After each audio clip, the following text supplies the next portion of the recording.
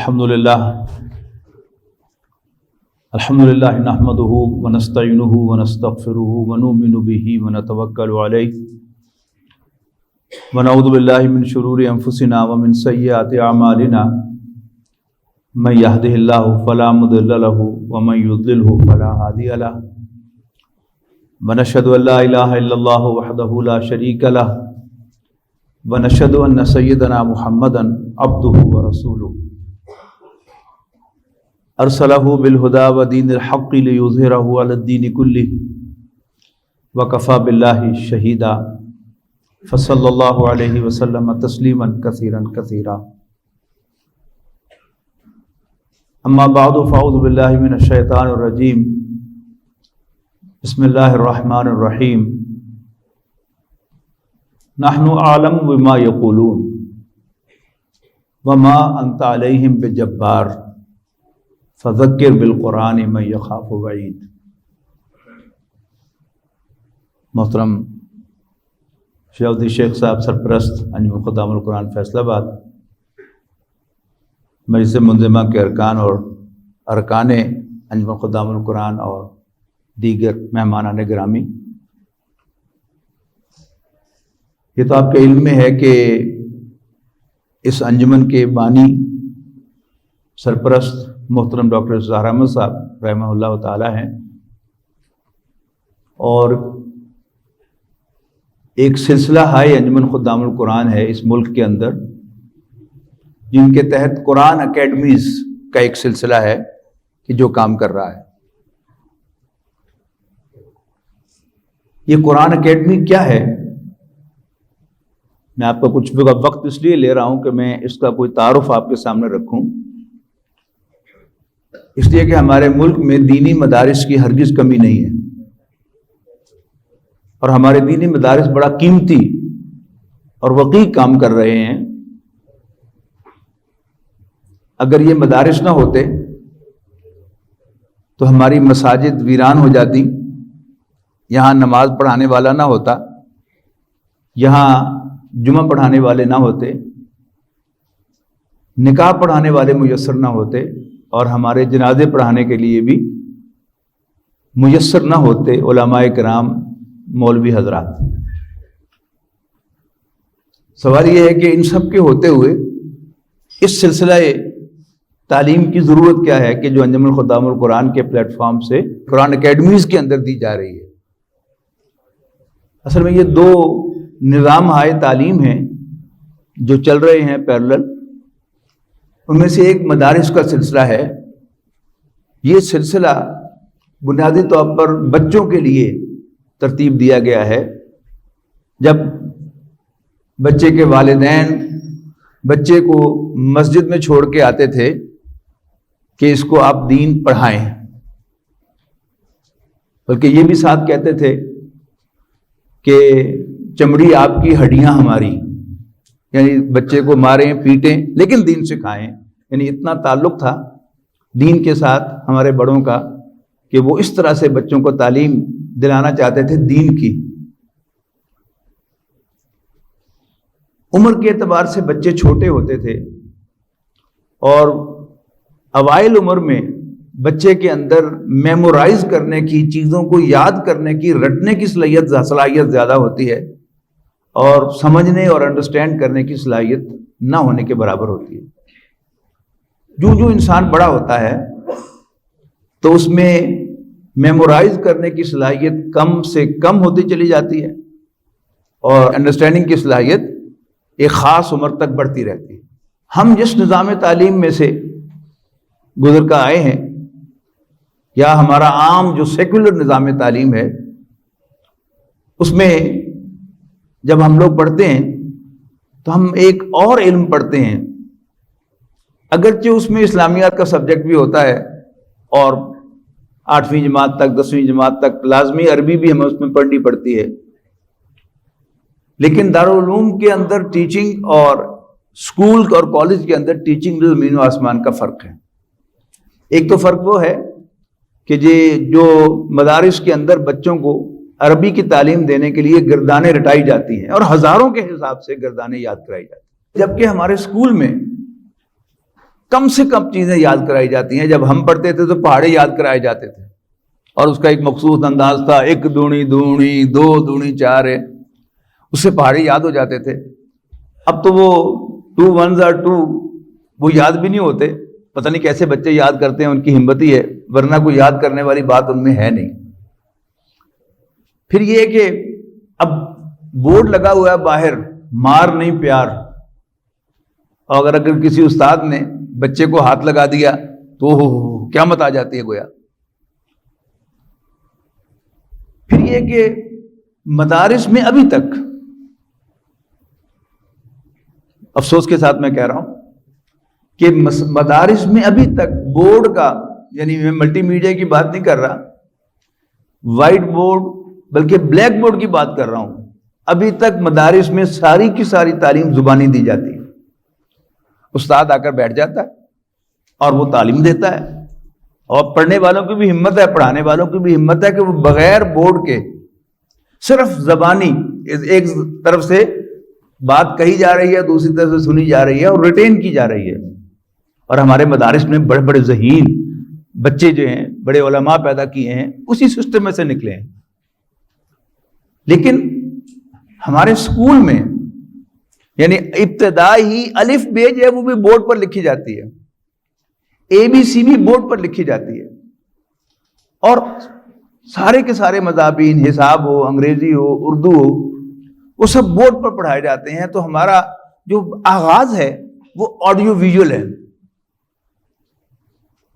اب جب ہم اس نظام تعلیم میں سے پڑھ کے نکل آتے ہیں اور پھر کہیں ہمارے اندر کوئی موٹیویشن پیدا ہوتی ہے, دین کی طرف رغبت ہوتی ہے اور جی چاہتا ہے کہ ہم بھی کوئی دین سیکھ لیں, اور ہم رجوع کرتے ہیں اپنے محلے کے مولوی صاحب سے جو اچھے خاصے صاحب علم ہوتے ہیں کہ آپ ہمیں عربی پڑھا دیں.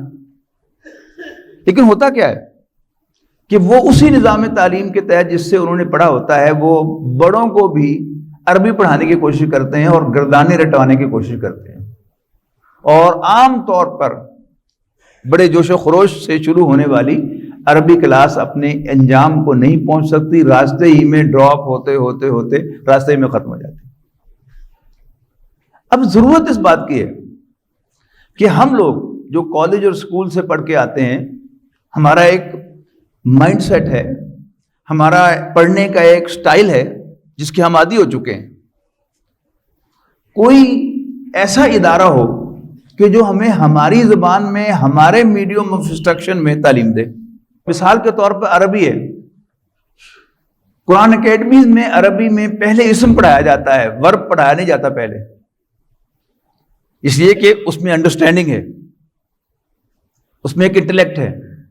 اور کچھ آگے جا کر اسم پڑھانے کے بعد پھر فعل پڑھایا جاتا ہے, اور اس فعل میں بھی کم سے کم گردانے, 1-2 گردانے صرف ماضی اور مضارع کی یاد کرائی جاتی ہیں. باقی بورڈ پر بتایا جاتا ہے کہ اس میں سے یہ مائنس کر لو, اس میں سے یہ پلس کر لو, یہ ایڈ کر دو, یہ مائنس کر دو, تو ایک نئی گردان بن جائے گی. تو یہ ہے اکیڈمیز کا نظام تعلیم. دوسرا, ہمارا مائنڈ سیٹ جو ہے وہ سیکولر ہے, اس پہ کوئی شک نہیں ہے کہ جو بچہ ایک دفعہ اسکول میں چلا گیا اس کا مائنڈ سیٹ سیکولر ہے, میٹیریل ہے, اور وہ یہ سمجھتا ہے, زبان سے کہے یا نہ کہے, کہ حقیقت وہی ہے جو آنکھوں سے نظر آئے, کانوں سے سنائی دے, زبان سے چکھا جا سکے اس کو, اور آنکھ سے سونگا جا سکے اور چھوا جا سکے. جو چیز اس ڈومین میں آئے وہ تو ریئل ہے, اور اس سے بیونڈ ریئل نہیں ہے. جبکہ قرآن مجید جو ہمیں سبق سکھا رہا ہے وہ کیا ہے, یعنی سورہ فاتحہ تو دعا ہے, وہ تو فارورڈ ہے قرآن مجید کا, لیکن قرآن مجید کا اصل ٹیکسٹ جو ہے وہ الف لام میم سے شروع ہوتا ہے, پہلے پارے سے. اور پہلی بات کیا ہے, الف لام میم ذالک الکتاب لا ریب فیہ ھدی للمتقین الذین یؤمنون بالغیب, کہ یہ قرآن ان لوگوں کے لیے ہدایت ہے جو غیب پر یقین رکھتے ہیں, غیب پر ایمان رکھتے ہیں. جبکہ ہم سیکولر نظام تعلیم سے پڑھ کر نکلنے والے ہم تو مانتے نہیں غیب کو. جو چیز حواس خمسہ کی گرفت میں نہ آئے, حواس خمسہ ویریفائی نہ کر سکے اور سائنٹیفک میتھڈ سے پروو نہ ہو سکے, ہم تو اس کو ماننے کو تیار ہی نہیں ہیں. تو کوئی ایسا شخص کہ جو دین کی طرف آیا ہو خود انہی چکروں میں سے نکل کر، تو وہ شاید زیادہ اس پوزیشن میں ہے کہ وہ اسی نظام تعلیم سے پڑھ کے آنے والے، اسی نظام تعلیم میں سے گزر کے آنے والے لوگوں کو دین پڑھا سکے۔ ہمارے اکثر اساتذہ، یعنی فقہ جو ہے وہ ہمارا ایک ٹیکنیکل سبجیکٹ ہے، وہ اہل علم کا کام ہے، لہذا قرآن اکیڈمی میں فقہ تو علماء ہی پڑھاتے ہیں۔ آپ کے سامنے دو مفتی صاحبان بیٹھے ہوئے ہیں، مفتی آصف ریاض صاحب، یہ بھی ہمارے لیے ایک بڑی غیر مترقبہ نعمت ہے اللہ تعالیٰ کی کہ یہ یونیورسٹی گریجویٹ بھی ہیں اور عالم دین بھی ہیں، بلکہ مفتی بھی ہیں، تو یہ بھی ہماری زبان سمجھتے ہیں۔ تو جن ہمارے طلباء نے ان سے فقہ پڑھی ہے تو میں سمجھتا ہوں کہ ان کو مغایرت محسوس نہیں ہوئی ہوگی، لیکن فقہ جو ہے وہ ایک ٹیکنیکل سبجیکٹ ہے۔ میں خود چھوٹی چھوٹی باتیں جو ہے مفتی صاحب کو میسج کر کے پوچھتا ہوں، اللہ نے ایک فیسلٹی دی ہے، ان کی شفقت ہے، ان کی مہربانی ہے کہ وہ فوراً میسج کا جواب دے دیتے ہیں۔ میں نے اور بھی جس کو نمبر دیا ہے مفتی صاحب کا، الحمدللہ کسی نے کہا کہ میں تو مفتی صاحب کو فون کرتا رہا، میسج کرتا رہا، انہوں نے رسپونڈ نہیں کیا۔ باقی سارے سبجیکٹ جو ہیں وہ ہم کوشش کرتے ہیں کہ یہی جو اسی نظام تعلیم سے گزر کر آئے ہوئے لوگ ہیں وہی پڑھائیں۔ اچھا، اس میں جو خاص بات ہے کہ ایک ہے صرف کیجولی پڑھنا، ایک ہے کہ پھر اس کو اپنی زندگی کا مقصد بنانا۔ نبی اکرم صلی اللہ علیہ وسلم کا ارشاد ہے کہ خیرکم من تعلم القرآن وعلمہ، تم میں سے بہترین لوگ وہ ہیں کہ جو قرآن پڑھیں اور پڑھائیں۔ آپ کے سامنے محترم شہاب الدین شیخ صاحب بیٹھے ہیں، یہ چارٹرڈ اکاؤنٹنسی پرسو کر رہے تھے، لیکن اللہ تعالیٰ نے ان کو چنا اس کام کے لیے۔ ہمارے مرحوم ساتھی ہوا کرتے تھے انجینئر نوید صاحب، انہوں نے کہا کہ چارٹرڈ اکاؤنٹنٹ تو بہت ہیں، جب دیکھا انہوں نے کہ ان میں صلاحیت ہے، انہوں نے کہا چارٹرڈ اکاؤنٹنٹ تو بہت ہیں، تمہیں دین کا کام کرنا چاہیے۔ اللہ نے ان کو یہ بات سجا دی، تو آج یہ ہم سب کے استاد ہیں۔ ان کے ذریعے سے اللہ تعالیٰ نے بے شمار لوگوں کو دین کی طرف مائل کیا ہے۔ یہ ہماری زبان بولتے ہیں، پھر اللہ تعالیٰ نے دل نشین انداز اختیار کیا ہے، تو یہ تو چیزیں سب اللہ تعالیٰ نے مختلف لوگوں کو دی ہیں، لیکن اصل کام کیا ہے کہ پہلے ایک رجحان ہو اور پھر کوئی شخص جو ہے اس کے لیے وقت فارغ کرے۔ یہ بڑی امپورٹنٹ بات ہے۔ ایک کوئی بھی مضمون دنیا کا آپ کیجولی پڑھیں، سنیں، اس کی کیسٹیں سنتے رہیں گاڑی میں لگا کے، آپ اس میں مہارت حاصل نہیں کر سکتے، لیکن جب اپنا وقت آپ فارغ کریں گے اور اس کے لیے آ کر کسی استاد کے سامنے بیٹھیں گے تو پھر اللہ تعالیٰ بھی آپ کے لیے آسانی پیدا کرتا ہے۔ یہ ابھی یہ آپ کے سامنے بزرگ حضرات بھی بیٹھے ہیں، نوجوان بھی بیٹھے ہیں جنہوں نے اسی قرآن اکیڈمی میں تعلیم حاصل کی ہے۔ ان میں سے کوئی جو ہے وہ ایم فل فزکس ہے، پروفیسر ریٹائر ہوا ہے یونیورسٹی سے، کوئی جو ہے وہ چارٹرڈ اکاؤنٹنٹ ہے، کوئی جو ہے وہ انجینئر ہے، کوئی جو ہے وہ کمپیوٹر سائنس کا ماہر ہے، لیکن اللہ تعالیٰ نے جذبہ دیا، انہوں نے وقت نکالا۔ ہم پر ذمہ داری آ گئی کہ جو لوگ جو ہے وہ ہمارے پاس پڑھنے کے لیے آئے ہیں تو ہم بھی پوری تندہی کے ساتھ اور پوری محنت کے ساتھ، پورے جذبے کے ساتھ ایک مشن کی طرح اس کام کو لے کر چلیں۔ کہ وہ جو علامہ اقبال کا وہ بڑا خوبصورت دو اشعار ہیں ساقی نامے کے، کہ یہی کچھ ہے ساقی متاع فقیر، اسی سے فقیری میں ہوں میں امیر، میرے قافلے میں لٹا دے اسے، لٹا دے ٹھکانے لگا دے اسے۔ تو میں آپ کے اور محترم شہاب الدین شیخ صاحب کے درمیان زیادہ دیر حائل نہیں ہونا چاہتا۔ آپ سب انہیں کو سننے کے لیے آئے ہیں اور آپ خاصے آکورڈ بھی محسوس کر رہے ہیں کہ یہ درمیان میں کیوں کھڑا ہے ہمارے شیخ صاحب کے درمیان، لہذا میں اس کے ساتھ ہی اپنی گفتگو ختم کرتا ہوں اس تعارف کے ساتھ کہ آپ کو یہ معلوم ہو جائے کہ یہ قرآن اکیڈمی کیا ہے۔ آپ تشریف لائے ہیں، میں آپ کا بے حد شکر گزار ہوں، اور اس امید کے ساتھ کہ آپ اس پروجیکٹ سے متعارف ہو گئے ہیں اور انشاءاللہ آپ خود بھی وقت نکالیں گے دین کا علم حاصل کرنے کے لیے۔ ہم نے اس کے لیے آپ کو بے حد فیسیلیٹیٹ کیا ہے۔ ہمارے کورسز جو ہیں وہ صبح اور شام کے اوقات میں ہوتے ہیں، صبح 2.5 گھنٹے 7 بجے سے لے کر 9:30 بجے تک۔ تو وہ لوگ کہ جو زیادہ دیر سے اپنے کام پہ جاتے ہیں وہ صبح آ جائیں، اور شام بھی 7 بجے سے لے کر 9:30 بجے تک، درمیان میں عشاء کی نماز یا مغرب کی نماز آ جاتی ہے تو وہ 9:45 تک کلاس چلی جاتی ہے۔ لیکن ہر قسم کے لوگ، میں ایک صاحب سے ملا برطانیہ میں، وہ بنگلہ دیش سے تعلق تھا، وہ سوانزی میں ایک مسجد کے امام تھے۔ ان کے بارے میں معلوم ہوا کہ وہ لوگوں کو تلقین کرتے تھے کہ بھائی قرآن مجید پڑھنا نہیں آپ کو آتا، ٹائم نکالیں مجھ سے قرآن شریف پڑھ لیں۔